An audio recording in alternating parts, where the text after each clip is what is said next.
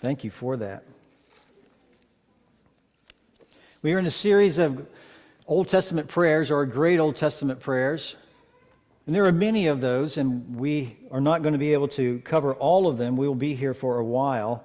But we have looked at a few. We have one more that we'll look at next week, and that's in Nehemiah's prayer. But this week we're looking at Hezekiah's. And Hezekiah's prayer is an exceptional one of intercession. There are several wonderful psalms of intercession in the Old Testament. Ezra interceded for a safe journey in Ezra chapter 8, verses 21 through 23. Daniel interceded for Jerusalem in Daniel chapter 9. Jesus interceded for his disciples in John chapter 17. There are others. We have before us one intercession by the king Hezekiah. But we need to know a lot of context. We need to know why he says what he says. What has led up to him bursting forth in a prayer of intercession. It just didn't happen out of nowhere. It just didn't happen with no context. There was something that was happening to Jerusalem at this time, to King Hezekiah, that brought him to this point. That's the challenge that we have this morning, to understand that context as well. And then the prayer will sort of jump out at us, jump off the page, and there won't be a great deal of explanation really needed once we understand the context behind the prayer. So open your Bibles to 2 Kings chapter 18. 2 Kings chapter 18, beginning at verse 13. I'm going to read a large section of Scripture here that will give us the context, the background of what's taking place. Now in the 14th year of King Hezekiah, that's the year 701. That's about 21 years or so after the northern kingdom had fallen to Assyria. In the 14th year of King Hezekiah, Sennacherib, king of Assyria, came up against all the fortified cities of Judah and seized them. Then Hezekiah, king of Judah, sent to the king of Assyria at Lachish, saying, I have done wrong. Withdraw from me. Whatever you impose on me, I will bear. So the king of Assyria required of Hezekiah, king of Judah, 300 talents of silver and 30 talents of gold. Hezekiah gave him all the silver which was found in the house of the Lord. Wow, that's a sad thing to read. And in the treasuries of the king's house. And at that time Hezekiah cut off the gold from the doors of the temple of the Lord and from the doorposts which Hezekiah king of Judah had overlaid, and gave it to the king of Assyria. Then the king of Assyria sent Tartan and Rabsaris and Rabshakeh from Lachish to King Hezekiah with a large army to Jerusalem. So they went up and came to Jerusalem, and when they went up, they came and stood by the conduit of the upper pool, which is on the highway of the fuller's field. When they called to the king, Eliakim, the son of Hilkiah, who was over the household, and Shebna, the scribe, and Joah, the son of Asaph, the recorder, came out to them. In other words, King Hezekiah didn't go himself. He sent 3 men out. Then Rabshakeh said to them, Say now to Hezekiah, Thus says the great king, the king of Assyria, what is this confidence that you have? You say, but they are only empty words, I have counsel and strength for the war. Now on whom do you rely, that you have rebelled against me, the king of Assyria? Now behold, you rely on the staff of this crushed reed, even on Egypt, on which if a man leads, it will go into his hand and pierce it. So is Pharaoh, king of Egypt, to all who rely on him. But if you say to me, we trust in Yahweh our God, is it not he whose high places and whose altars Hezekiah has taken away? And has said to Judah and Jerusalem, you shall worship before this altar in Jerusalem. Now therefore come, make a bargain with my master, the king of Assyria, and I will give you 2,000 horses, if you're able to put riders on them. How then can you repulse one official of the least of my master's servants and rely on Egypt for chariots and for horsemen? Have I now come up without the Lord's approval against this place to destroy it? The Lord said to me, go up against this land and destroy it. That's what the Assyrian ambassador is saying. Of course, it's all false. So what you have here is a very, very early example of psychological warfare. This is what's going on. Then Eliakim, the son of Hilkiah, and Shebna and Joah said to Rabshakeh, speak now to your servants in Aramaic, for we understand it, and do not speak with us in Judean in the hearing of the people who are on the wall. But Rabshakeh said to him, has my master sent me only to your master and to you to speak to these words, and not to the men who sit on the wall, doomed to eat their own dung and drink their own urine with you? Then Rabshakeh stood and cried with a loud voice in Judean, saying, hear the word of the great king of Assyria. Thus says the king, do not let Hezekiah deceive you, for he will not be able to deliver you from my hand. Nor let Hezekiah make you trust in the Lord, saying, the Lord will surely deliver us, and this city will not be given into the hand of the king of Assyria.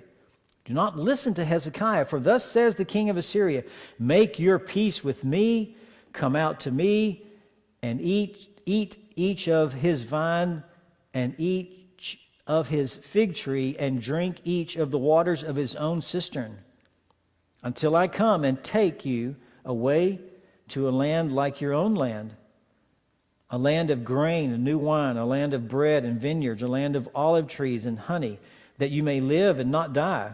But do not listen to Hezekiah when he misleads you, saying, the Lord Yahweh will deliver us. Has any one of the gods of the nations delivered his land from the hand of the king of Assyria? Where are the gods of Hamath and Arpad? Where are the gods of Shephavarim, Hena, and Ivah? Have they delivered Samaria from the hand? Who amongst the gods of the hands have delivered their land from my hand, that the Lord should deliver Jerusalem from my hand? In other words, nobody else has been delivered by their gods. Why do you think your God will be able to deliver you? But the people were silent and answered him not a word, for the king's commandment was, do not answer him. Then these three men, they came to Hezekiah with their clothes torn and told him the words of Rabshakeh. And when King Hezekiah heard it, he tore his clothes, covered himself with sackcloth, and entered the house of the Lord. Then he sent Eliakim, who was over the household of Shebna the scribe, and the elders and the priests, covered with sackcloth, to Isaiah the prophet, the son of Amoz. They said to him, thus says Hezekiah, this day is a day of distress, rebuke, and rejection. For children have come to birth, and there is no strength to deliver. Perhaps the Lord your God will hear all the words of Rabshakeh, whom his master, the king of Assyria, has sent to reproach the living God, and will rebuke the words which the Lord your God has heard. Therefore offer a prayer for the remnant that is left. So the servants of King Hezekiah came to Isaiah. Isaiah said to them, thus you shall say to your master, thus says Yahweh, do not be afraid because of the words that you have heard, with which the servants of the king of Assyria have blasphemed me. God, that is. Behold, I will put a spirit in him, so that he will hear a rumor and return to his own land, and I will make him fall by the sword in his own land. Then Rabshakeh returned and found the king of Assyria fighting Libnah, for he had heard that the king had left Lachish. When he heard them say concerning the king of Cush, behold, he has come out to fight against you, he sent messengers again. That Sennacherib sent messengers again to Hezekiah, saying, thus you shall say to Hezekiah, king of Judah, do not let your God, in whom you trust, deceive you, saying, Jerusalem will not be given into the hand of the king of Assyria. Behold, you have heard what the kings of Assyria have done to all the lands, destroying them completely. So will you be spared? Did the gods of those nations which my fathers destroyed deliver them, even Gozan and Haran and Rezeph and the sons of Eden who were in Telassar? Where is the king of Hamath, the king of Arpad, the king of the city of Shepharim, and of Hena, and of Ivah? Stop right there. Wow. So you see what's going on here. Warfare, a lot of those kinds of things are taking place. Now that we have at least some familiarity with the context, we'll walk through this, and we will understand it better, and it will make wonderful sense, and we will worship and honor our God and learn from Him because of all this today. Hezekiah was the 13th king over the kingdom of Judah. Remember, it was separate at this point. After Solomon, it split. He was the 13th king over the kingdom of Judah, and he reigned for 29 years. A good long reign he had.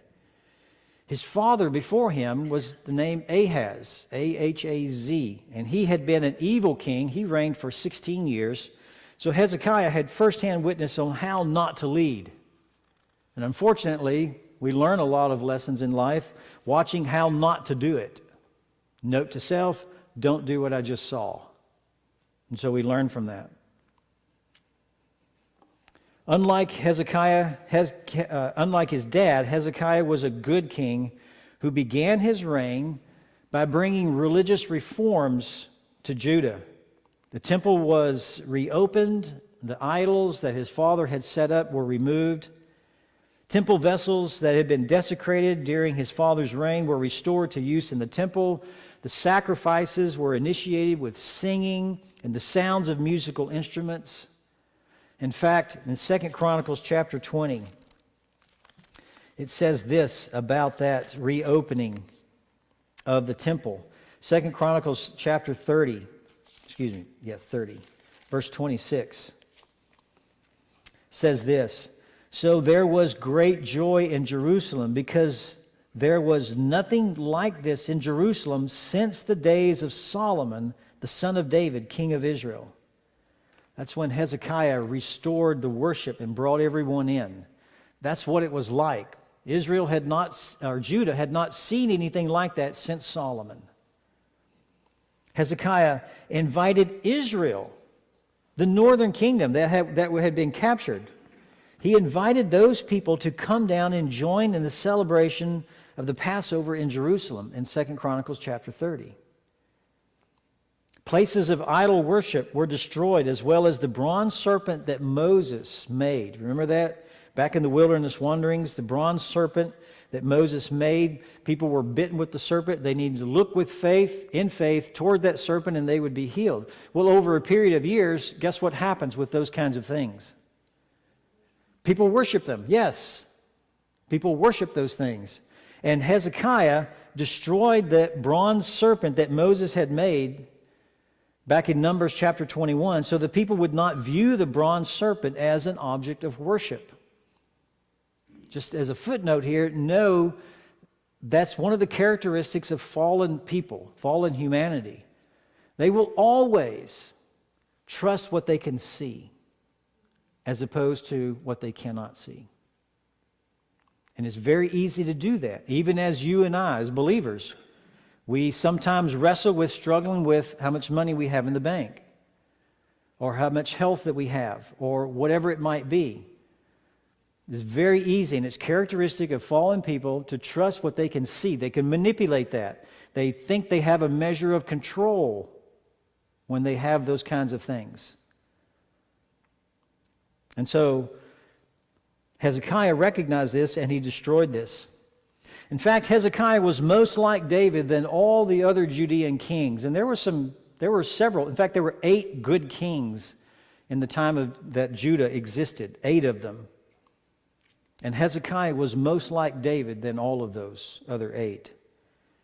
In 2 Kings chapter 18 and verse 5, we didn't read chapter 18 verse 5, but if you go back and read this, It says that he trusted in the Lord, the God of Israel, so that after him there was none like him among all the kings of Judah, nor among those who were before him. So Hezekiah was most like David than all the other Judean kings. Another indication of the importance of his reign is the fact that so much space is devoted to Hezekiah. 2 Kings 18 and 19, much of what we just read. 2 Chronicles, the very end of chapter 31 through most of chapter 32 is dedicated to him, and Isaiah chapters 36 and 37. Almost totally dedicated to Hezekiah, things that were taking place during his reign. And contributing to the reputation are the traditions of his support of Israel's wisdom literature. In Proverbs chapter 25, these also are proverbs of Solomon, which the men of Hezekiah, king of Judah, transcribed. So he had a great interest in wisdom sayings. And he cataloged a lot of Solomon's sayings. However, he noted also his dependence upon prayer. However, the central core that stabilized Hezekiah and from which all of these actions and characteristics stem from was his unwavering trust in his God to deliver. That's why we sang the songs that we sung this morning. His unwavering trust in his God to deliver. He had a firm trust in Yahweh his God to deliver. He believed in him. He believed he was a God who would keep his word. In fact, the word trust, the verb trust, occurs 18 times in the texts that are devoted to Hezekiah. 18 times. Numerous times. And we'll point out some of those in a minute. Chapter 18, verse 5, we just read. Isaiah 36, verse 4, 5, and 6 twice. Verse 7, verse 9, verse 15. Chapter 37, verse 10. Anytime we have sections that deal with Hezekiah, you'll see that batak, that word trust, over and over and over again, used of Hezekiah.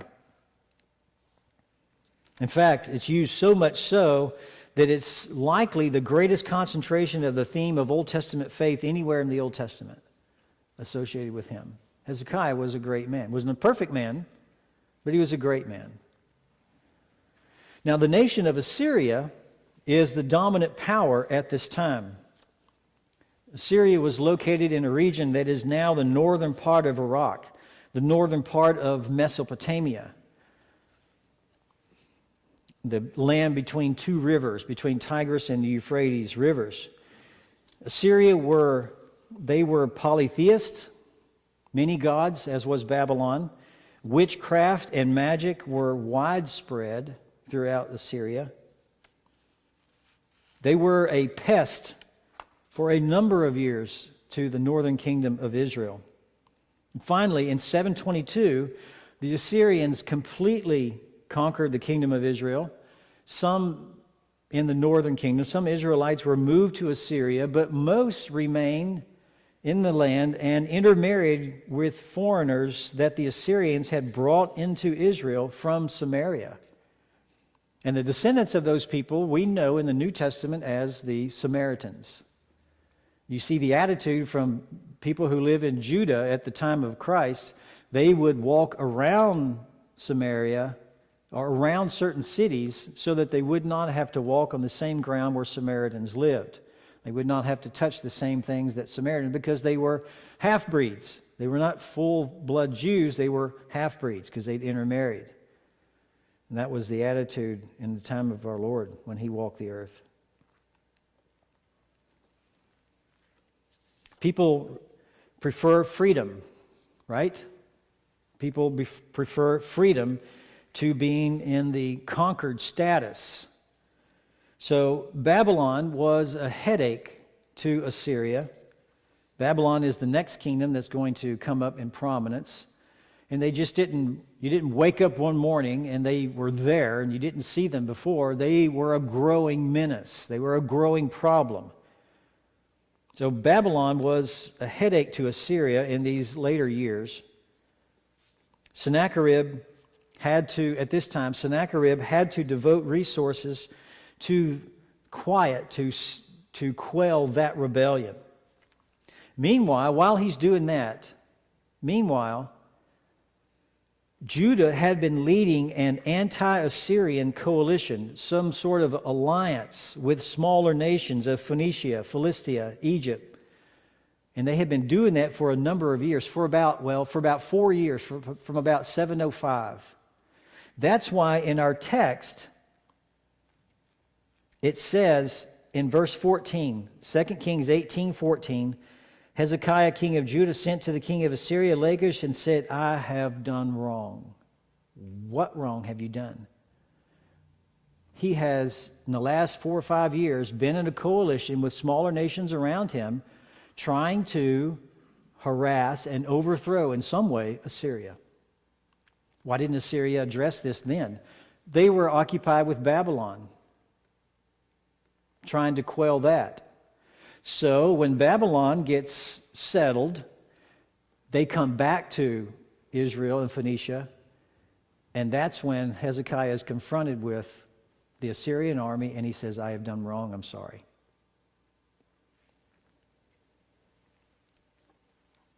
So when the matter with Babylon was resolved, the Assyrian army marched. They defeated the rebels in Phoenicia. They defeated Tyre. They continued south into Philistia, the coastline there between Israel and the Mediterranean, that thin strip, Philistia, reminding everyone who was boss. That was what they were doing. Several other members of the alliance, as a result of this withdrawal, they pulled out. They were scared. And in addition to that, the leaders from Moab, Edom, and Ammon, and other smaller nations, they bring tribute to Sennacherib. In other words, they're after brownie points. We want to get on your good side. Well, you know where Ammon, if you know your map, you know that Ammon and Moab and Edom are on the east side of Jerusalem, or east side of Israel. The west side is the Mediterranean Sea, and Philistia and Assyria they already have them. Israel's surrounded. They have nowhere to go. Nowhere to go. That's the situation that we're looking at here. Let's develop this further. These other people, they bring tribute to Sennacherib. Well, that doesn't help Judah out at all. Next, he attacked, as the text says, in the 14th year of King Hezekiah, Sennacherib, king of Assyria, came up against all the fortified cities. So after he had subdued the peoples, he came against the fortified cities of Judah and captured the people, captured a lot of cities. In fact, some of the ancient writings, Sennacherib's inscriptions, archaeology that we have found, refer to his conquest of 46 strong cities of Hezekiah, plus many villages. So there's nobody standing up to Assyria that's surviving thus far. Hezekiah realized he was alone in his opposition to Assyria. He tried to make peace before they got to Jerusalem. So the text says, Hezekiah, king of Judah, sent to the king of Assyria at Lachish. Before you even get here, I know we're next. I don't want you to even be here. I don't want to see you, really. So how can I appease you so that you don't even travel here? That's what he's saying. That's what he's asking Hezekiah. So he tried to make peace before they got to Jerusalem. And he's asking for terms of surrender. He admitted the wrong committed by allying with others against Assyria, and he offered to pay whatever was demanded if they would not attack Jerusalem. And Assyria, in response, asked for a huge amount of money. Huge amount of money. It says, so the king of Assyria required of Hezekiah, king of Judah, 300 talents of silver. How much is that? 11 tons of silver. 11 tons. 22,000 pounds of silver. And 30 talents of gold. That's 1 ton of gold. Unfortunately, Hezekiah raised the money by dipping into the treasuries and stripping the temple of its gold ornaments. No harm at this point, no harm, no foul. Everybody lived happily ever after. No, not by a long shot. A snake is a snake, right? Remember the story? The nice snake was talking nice to this girl on the trail. I'm cold, would you pick me up? Picked him up, the snake bit the girl. Why did you do that? I was just trying to keep you warm. The snake says, I'm a snake. Right? Well, a snake is a snake. So hopefully Sennacherib goes home with all this money. Nope, he doesn't. He probably thinks, if they have this much, how much more do they have? Besides, he hasn't been a real compliant, reasonable vassal anyway in the past. So I'll take your money and I change my mind. How's that? So whatever the reason may have been, Sennacherib changed his mind, of course, after receiving the payment, no doubt. Perhaps he remembered that Hezekiah's past record hardly qualifies him as a reliable vassal. So the large army, verse 17 of 2 Kings, then the king of Assyria sent Tartan, Rabsaris, and Rabshakeh from Lachish to King Hezekiah with a large army to Jerusalem. This is not what Hezekiah hoped for. So they dispatched this large army of Assyrians to intimidate Hezekiah to lay down his arms rather than fight. And you have this big spiel that we read here, beginning at verse 19 and running almost the entire way through the remainder of the chapter, all the way down to verse 35. A long spiel that he gives. He's trying to intimidate him. They travel, the Assyrians dispatch here, they travel on the road to the aqueduct of the upper pool that extended from the spring of Gihon of the Jerusalem wall. And if you look at a map, you'll be able to see some of these things. 3 officers approach closer. Hezekiah is summoned, but rather than he himself, he sends 3 officials to match those dispatched by Sennacherib. Sennacherib sent 3 men. Hezekiah sent 3 men. It's sort of disrespectful on Hezekiah's part that not even the king, whom Assyria believes is in a no-win situation, you wouldn't even give us your time to come out and talk to us? You sent 3 of your assistants?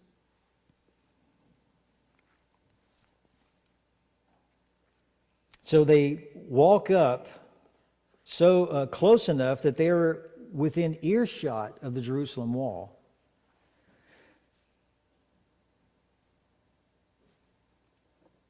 The message from Hezekiah, by sending the 3 men out, is that we are on equal ground and will be treated as an equal in the negotiations. The large army of Sennacherib has now encamped around Jerusalem in order to make preparations to besiege it with ramps and battering rams and other various methods of attack. Now, it's not noted yet, I don't believe, but Isaiah chapter 37 and verse 33, Isaiah writes that the Lord told him they will not even shoot an arrow. They won't even get off one arrow. These Assyrians will not. But they have encircled, and they're ready to do this.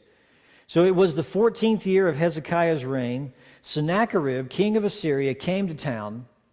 From outside the walls of Jerusalem, the chief officer, that really weird name, Rabshakeh, is like Pharaoh, Pharaoh Necho, Pharaoh Amenhotep.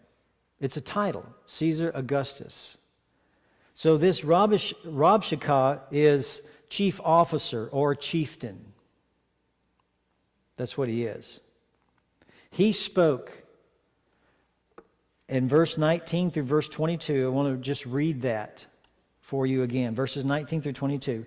On what are you basing this confidence of yours? You say you have strategy and military strength, but you speak only empty words.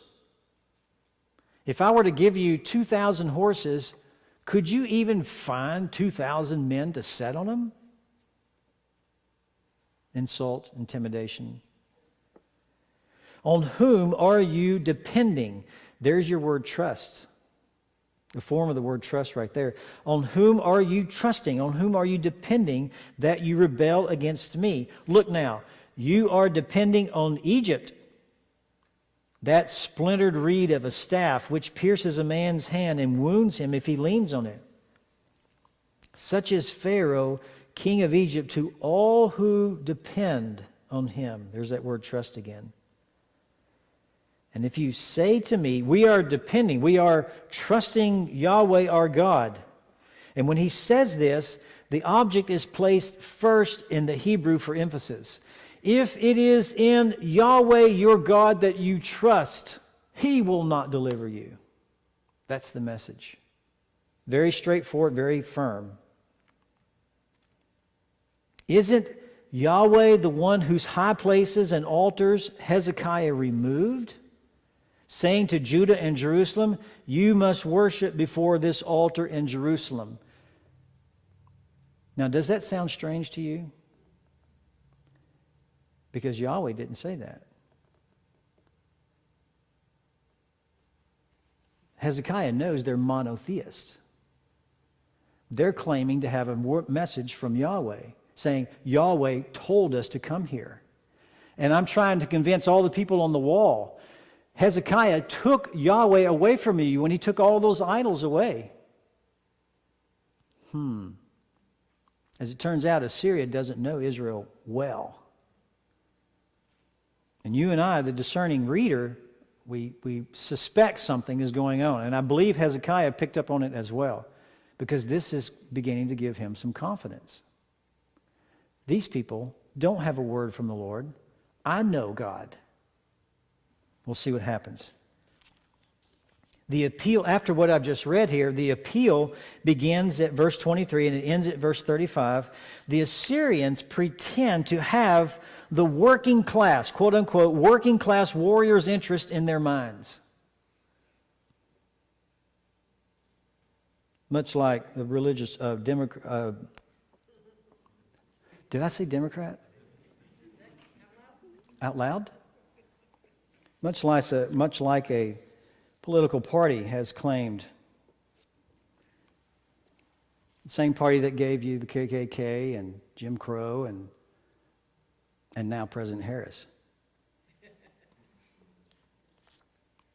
But this is what they are doing. They pretend to have the working class warriors' interest in their minds, but history has left no trace of concrete evidence of any such benevolence. Not at all.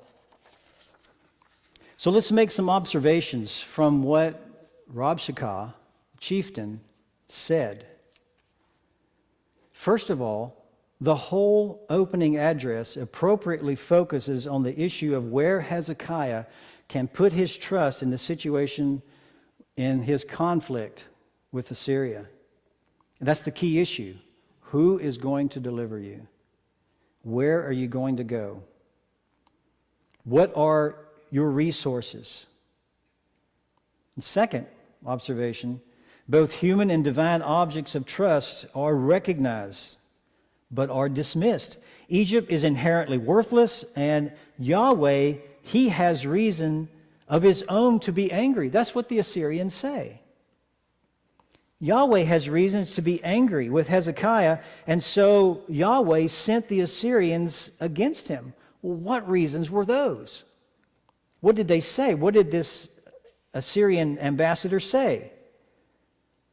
There is a high degree of irony in the ambassador's appeal to Yahweh. Yahweh is portrayed as a pagan in this speech, as one who thinks that multiple shrines or idols must be pleasing to God. That's what he says to the people on the wall. Hezekiah took away your idols. Therefore, Yahweh has sent me to you to deliver you, to give you freedom from what Hezekiah has done to you. So the Assyrian ambassador claims Yahweh has sent him to march against Jerusalem to punish the people for such a devaluation of their God, little g.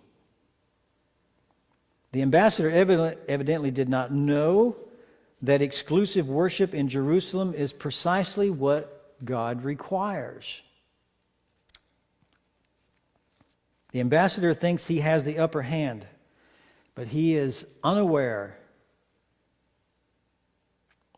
He was unaware that he was threatening monotheists committed to the Hebrew God alone. Not the typical polytheists that he is used to manipulating. These people are different. They didn't do the homework. So the theologically discerning reader, you and I, we can realize that the apparently threatening Assyrian language, what they're using here, it will in fact rebound against the Assyrians. Because as Hezekiah hears this, presumably many of the people hear this, they recognize it as for what it is. It's just a bunch of propaganda, yellow journalism, fake news. That's what it is. This is not true at all. Hezekiah's actions have given him reason to trust in the Lord, and the Lord reason to deliver him. So do you see the irony in 2 Kings 18 and verse 30? Where he says, Rabshakeh says, "Nor let Hezekiah make you trust in the Lord. He will not be able to deliver you from my hand, nor let Hezekiah make you trust in the Lord." Do not let Hezekiah deceive you by trusting in the Lord, saying, "The Lord will surely deliver us, and this city will not be given into the hand of the king of Assyria." There's irony there. Hezekiah's policy is entirely right, and his expectation entirely justified. Not taken for granted by any means. But as he hears this must be what he was thinking.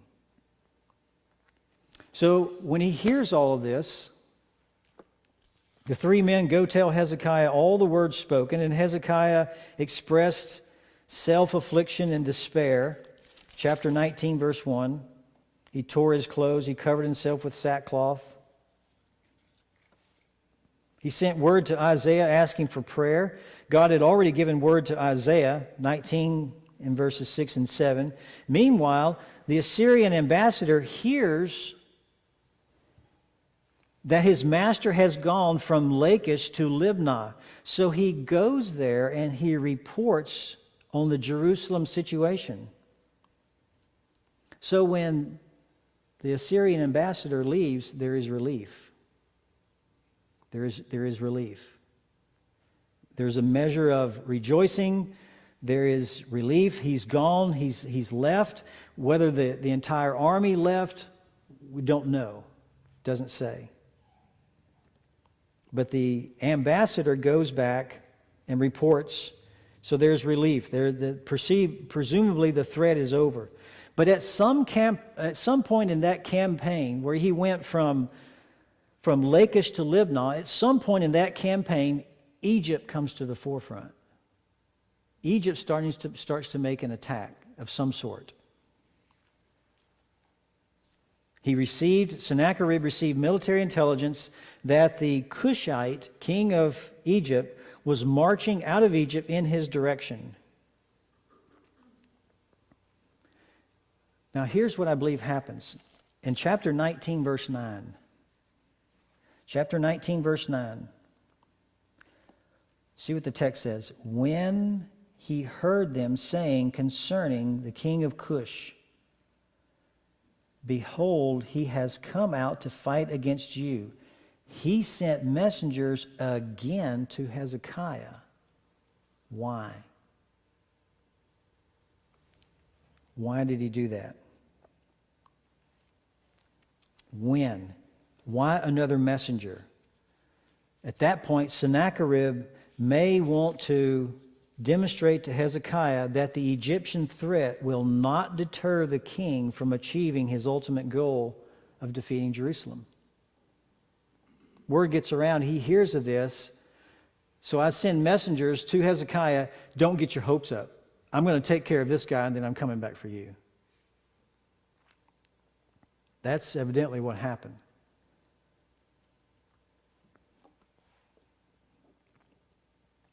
One effect of human manipulation stressed in recent years is the value of relaxation of stress, followed by an immediate restoration of that stress. And it appears that this is perhaps what Assyria did. We know from recent history, prisoners who have successfully held back, rebuffed all the efforts to break their resistance have often been broken when some of their freedoms were restored. And then friendly overtures were made by whoever was the captor was, and then they would impose measures again later, and that would often break the prisoners. There was a little bit of hope, and then their hopes were dashed.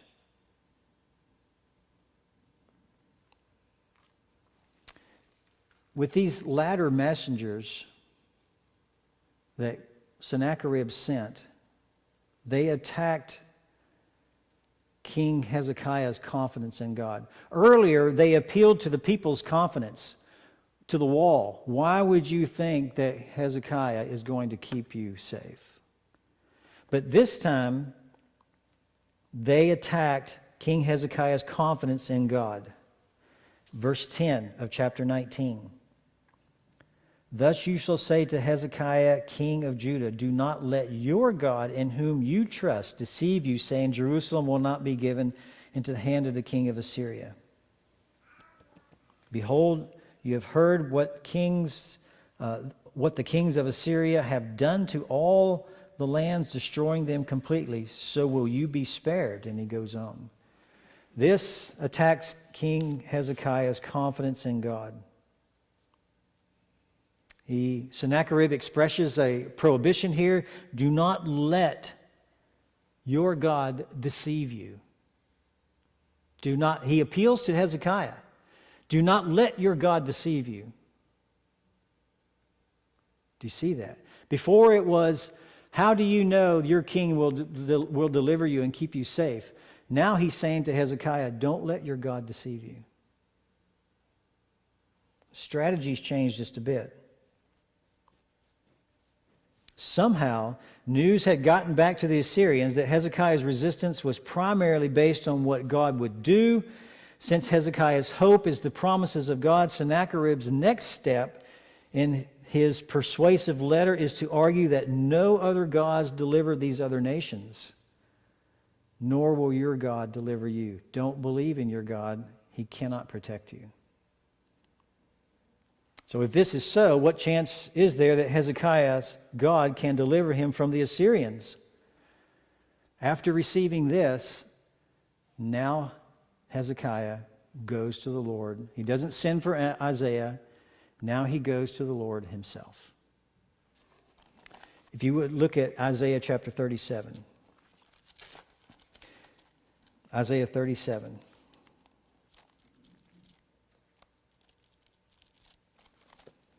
Beginning at verse 14. Much of what we have been reading, you can read in Isaiah 36 and 37. You see the same characters. Rob Shakah is there and all these people and all the things that they said. Now, Hezekiah himself prays. Isaiah 37 verse 14. Then Hezekiah took the letter, the dispatch, the message brought from Sennacherib. He took the letter. Actually, it was letters. He took the letters from the hand of the messengers and read it.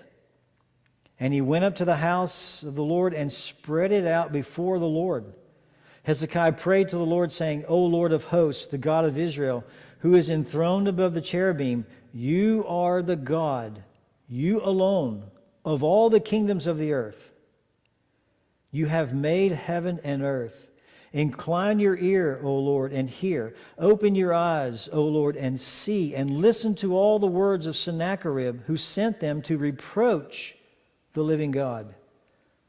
Truly, O Lord, the kings of Assyria have devastated all the countries and their lands, and have cast their gods into the fire. For they are not gods, but the work of men's hands, wood and stone.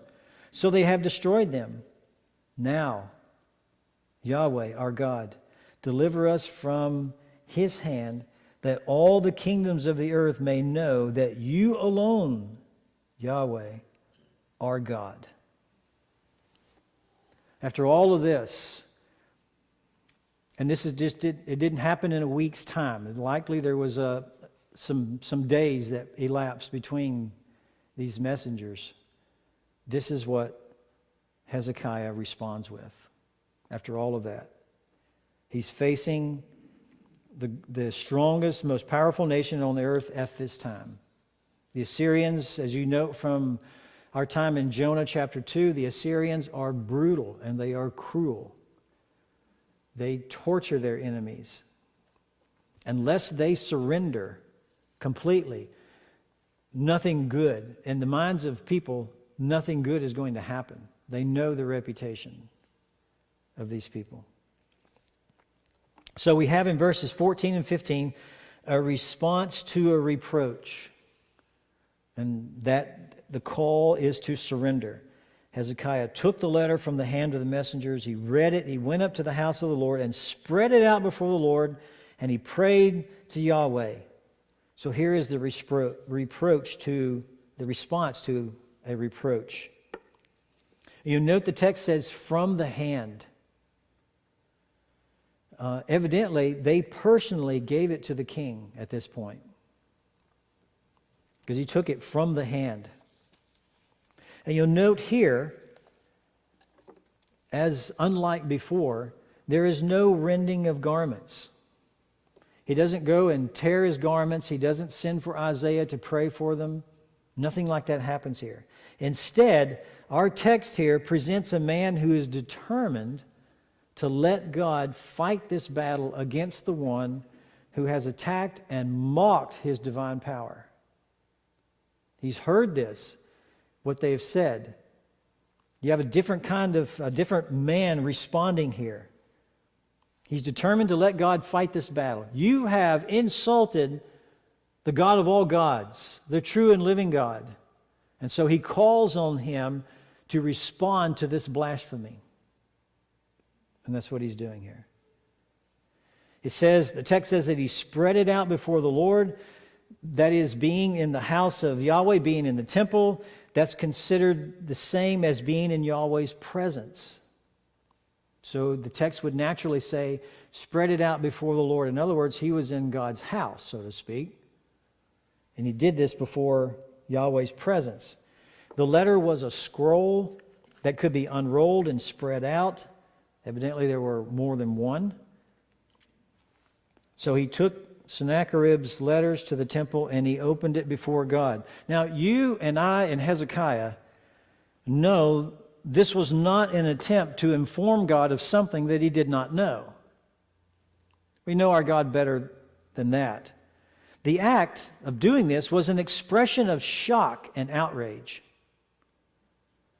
Do you see what this pagan king has just said about you? Lord, here it is. I'll lay it all out. Do you see what this man just said about you? He just told me that you are a deceiver, that you do not have strength, not to trust in you. He has made an attempt to bring you down to the level of the idols of the world. That's what is taking place.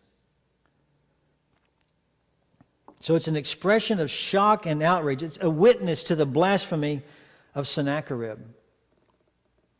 Hezekiah does not merely wish to tell God about the offending document. He places it before him in its entirety as if to say, this cannot be left unanswered. You must, God, you must respond to this.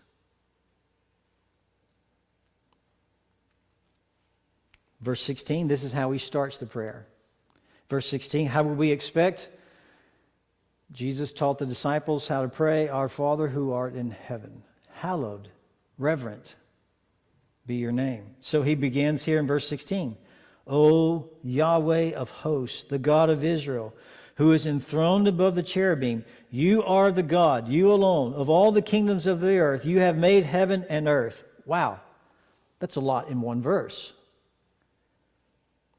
So verse 16 is the praise. He rehearses the character of God. It's following a general structure of a lament in the Psalms. So you have the invocation here. And this is the basis upon which the plea for deliverance is made. On what foundation would you ask God to do anything? On this foundation, you are enthroned above the cherubim. You are God, God alone. You are creator of all things. On that basis, I make my request. It is not based on the righteousness of Hezekiah or upon the circumstances. Boy, is that not instructive for us today. God may say to us, the only time you come to me is when you get in a pickle. Why don't you ever come to me when things are going well? So the prayer is not made on the righteousness of Hezekiah or upon the circumstances. It's based solely on the character and identity of God. Sennacherib is not to be defeated because the Judeans are so righteous. It's because the Assyrians have called the name of God into question. For that reason, Hezekiah lays it out and says, you must answer. There must be a response here. Yahweh is identified in two primary ways. He's identified as king and as creator in this statement. And let's note some detail here. This God that Hezekiah is calling on to intervene in history, it says that he is Lord Almighty, Yahweh of hosts, Lord Almighty. There is no other above. He is Lord Almighty. The one who is the one who is the military commander of the host in heaven.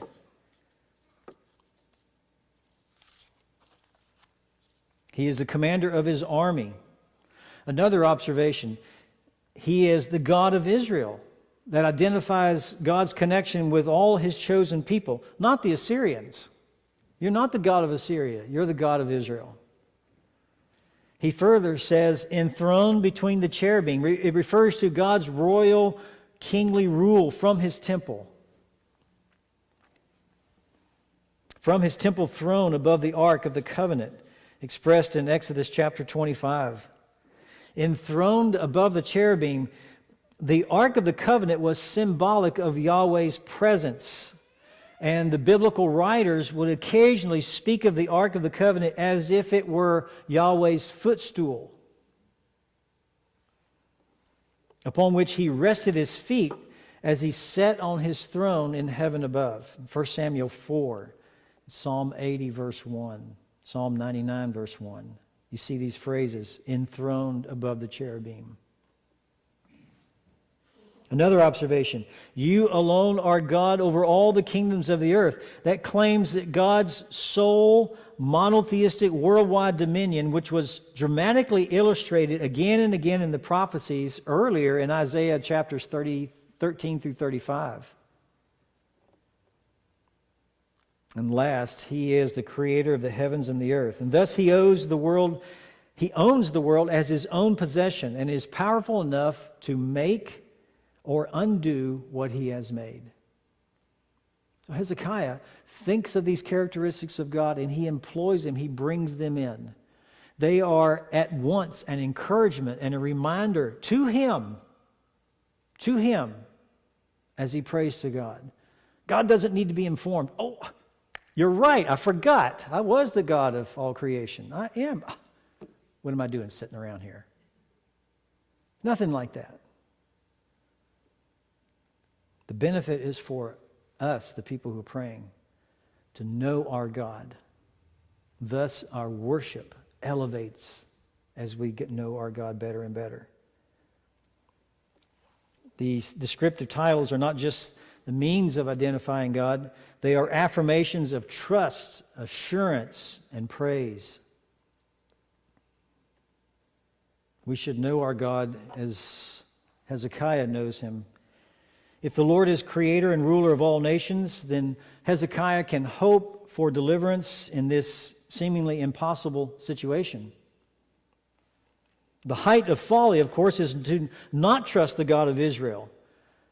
Hezekiah knows their only hope is in the undeserved grace of the sovereign of all nations.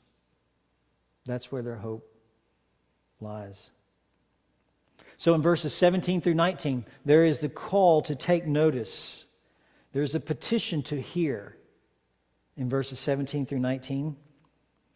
The rationale for God to act is that these words insult or mock the living God. So look what he says. Incline your ear. That's a command. Hear. There's another one. Open your eyes. That's another one. See. That's another command.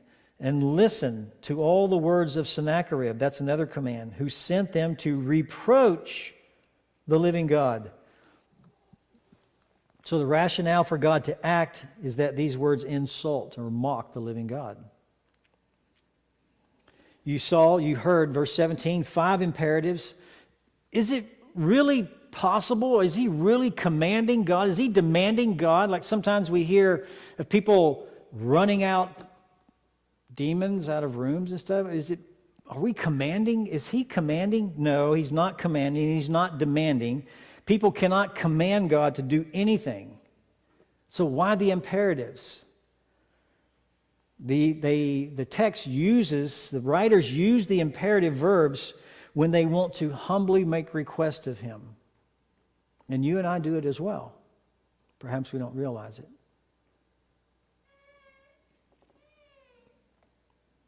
The term living God appears largely, that last phrase in verse 17, that phrase living God appears many times in the context of Israel when they conflict with the foreign nations who have many gods. So as opposed to the man-made gods, the dead gods, he is the living God. And as such, this expresses the conviction that the gods are indeed lifeless, because our God is the living God. Their power is only derived from their makers. The living God is not dependent upon his creatures. So there's the reminder for Hezekiah and us. So how shall Hezekiah counter the claims that Judah should not trust in her God? How is he going to do that? After all, no other God among the nations had been able to deliver their people. Well, how is Hezekiah going to counter the claims that Judah should not trust in her God? Well, the God of Israel is a different order of being from all the other gods. He is living. He has eyes that can see and ears that can hear. He was not created by anyone else. God was other than this world, and he could not be represented in the forms of this world. He expressly forbid his image to be carved out in any way or to be painted in any way. Sometimes, especially when you have a child for the first time, you know one of the first things I thought about when Laura was born? kids' books have pictures of Jesus in it. Is that right? Is that okay? Is that a form of idolatry? I had to work through that and think about it. I never thought about that. Of course we don't have any paintings, but there are drawings in children's books. So I had to work through that. Perhaps you have worked through that as well. I hope you didn't throw out your children's books. God is other than this world. Hezekiah is arguing against Sennacherib's demotion. That's the word I'm looking for. Sennacherib's demotion of a powerful living God to the level of lifeless chunks of rock and wood. That's what's going on here. Hezekiah is not wondering what to do. He knows what to do. He's relying on God. God does hear and see. He does act to rule creation and human history. It is a blasphemous insult to classify the glorious God who rules the universe as just another useless God who cannot defend his own people. The second part of verse 19. The second part of verse 19. For they are not gods, but the work of men's hands, wood and stone. So they have destroyed them. He separates his gods from those nations' deities on the grounds that they are not real. So how could they help their worshipers? Yahweh, on the other hand, was not fashioned by men's hands and can therefore aid those who pray to him. So you have another call in verse 20. Now, O Lord our God, deliver us from the hand that all the kingdoms of the earth, from his hand, that all the kingdoms of the earth may know that you alone, Lord, are God. Here's a call for deliverance, a final petition for deliverance. Hezekiah does not demand that God must save them. He does not demand that God save himself or Judah. Do you note that? When his back's against the wall, he knows his God well enough. He trusts him. He doesn't pray that God would save them or that they deserve to be saved because they are his chosen people or because they worship him. He doesn't say any of that. He says, Lord, act for your own glory's sake. Act so that all the kingdoms of the earth may know that you alone are God. Wow. I dare say if it had been me, I probably would have prayed for moi and Jerusalem. He did not. Foremost in his concern was the reputation of his God, was the character of his God. Be upheld and not be blasphemed by pagan people, by anyone. The rationale for saving us is related to God's reputation and glory, not to the status of King Hezekiah or the glory of the state of Judah. And for these reasons, it is a great prayer, because he is literally facing death. Do you know what happens eventually with Sennacherib? God does exactly what he said he was going to do. Remember, I'm going to put into his mind a rumor to go back home, and he's going to fall by the sword in his own home. Look down at verse 35 of Isaiah 37. Verse 35. For I will defend this city to save it for my own sake and for my servant David's sake. There's a reason why God responds. Then the angel of the Lord went out and struck 185,000 in the camp of the Assyrians. And when men arose early in the morning, behold, all these were dead. So Sennacherib, king of Assyria, departed and returned home and lived at Nineveh. It came about that he was worshiping in the house of Nisroch, his god, that Adram-melech and Sharezer, his sons, killed him with the sword, and they escaped into the land of Ararat. And another one of his sons ruled at that point. Can you imagine waking up and the entire Assyrian army, not the entire, but 185,000 of them, dead? That's what happened. Same account is in 2 Kings chapter 19, verses 35 and 36. The same account is in 2 Chronicles 32, verse 21 and 22. Hezekiah was quite the man. His back was literally against the wall. He thought he might die.